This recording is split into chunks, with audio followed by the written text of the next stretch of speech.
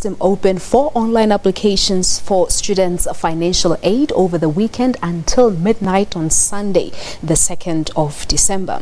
NSFAS has received 363,000 applications by 6 a.m. today. We look at this final opportunity with NSFAS spokesperson Kagiso Mamabolo, and he joins me now via Skype. Good afternoon to you, Kagiso. Thank you so much for coming through.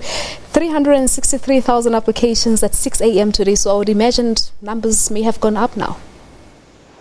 Absolutely, and good afternoon. This is quite an overwhelming number. I think we did not expect such a number and such a hike in the last few days. As much as last year, we have received quite a large volume. But just yesterday alone, we have received 24,000 applications, and we are quite set that by tomorrow or by Sunday, we would have reached 400,000. So far, it has been progressing very good in terms of applicants, and we have seen through the National Youth Development Agency offices throughout the country, there are long queues. I think everyone has just caught the back of last-minute rush. Yeah, and you have 50,000 applicants that require supporting documents or who have to resubmit due to the poor quality of the documents they had submitted. Have you communicated to them? And if so, I suppose this weekend window will also be important for them to submit those documents.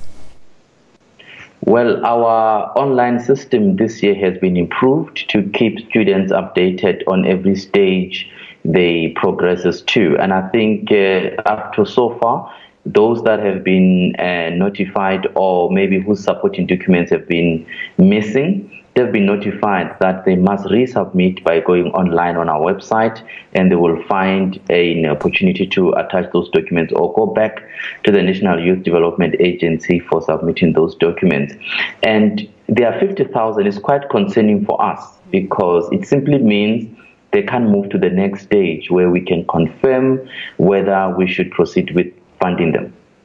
But what happens if they do not resubmit, Kagiso? Does it mean that the application will automatically, fall off?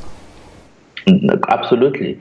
It means the application would be rejected because it means NSFAS does not have enough evidence or information to base its own funding decision. For example, one of the critical aspects of this is to provide supporting documents such as the consent form, which parents must sign, or guardians, because we use this to verify income. And you know that NSFAS fund those whose family income is below 350,000. So if there isn't evidence to base that, then it becomes a challenge to make a funding decision. Let us just once again remind our viewers of who qualifies for financial assistance from NSFAS, and perhaps once again the necessary documents that need to be attached to the applications. The necessary documents that are required includes a copy of ID certified not older than 3 months of the applicant. And whoever is the parent, either the mother or the father or the guardian who is listed on the application form, also needs to attach a certified copy of identity.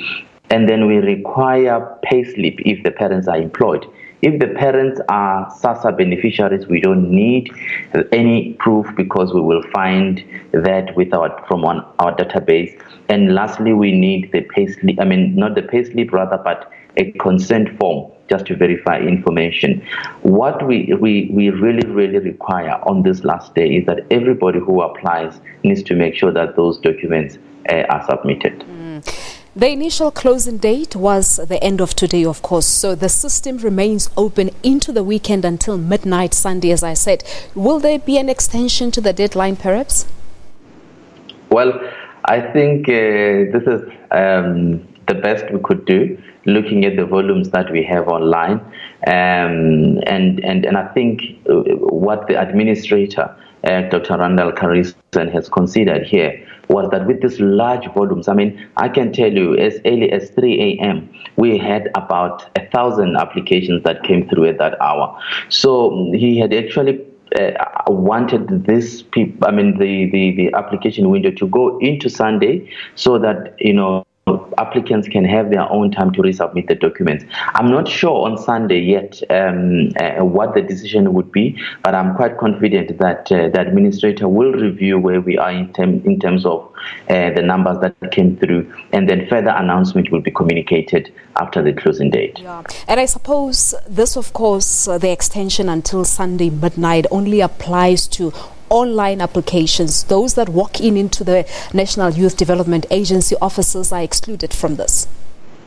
Absolutely. They are excluded from this, so we encourage everyone to go on our website. The good thing is that our website is 0 rated. If you apply either using your tablet or your own 3G card, you will not be charged any amount for that. That's why we encourage people to apply. All right, Kagiso, we'll leave it at that. Thank you so much for coming through. We always appreciate your time.